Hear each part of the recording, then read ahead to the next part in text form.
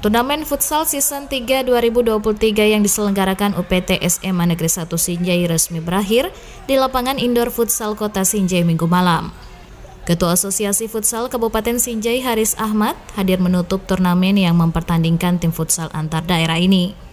Dalam penutupan ini, Ketua AFK Sinjai memberikan apresiasi yang mendalam, mengingat kompetisi ini telah konsisten dijalankan selama beberapa musim.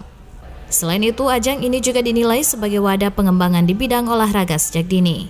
Selaku Ketua Asosiasi Futsal Kabupaten Sinjai menyampaikan terima kasih, apresiasi dan penghargaan yang setinggi-tingginya kepada pihak pelaksana, dalam hal ini SMA Negeri 1 Sinjai.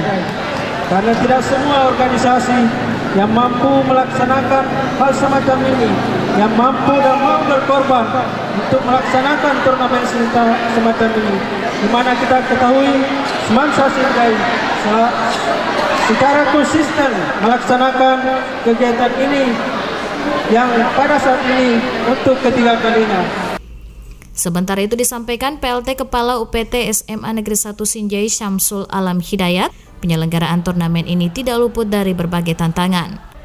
Kendati demikian, pihak sekolah mengucapkan terima kasih untuk segenap pihak yang terlibat, termasuk dari pihak pengamanan. Sinjai Futsal Kabupaten ini dari awal punya tantangan tersendiri buat kami. Ya, karena kegiatan ini yang sedianya dilaksanakan di hari Selasa, ya harus molor sampai di hari Jumat, ya baru bisa terselenggara karena sesuatu dan lain hal. Terakhir, kami ucapkan terima kasih pula kepada Bapak pengamanan dari pihak kepolisian yang telah mengawal kegiatan Semansa Sinjai Futsal Kabupaten 3 pada malam hari ini.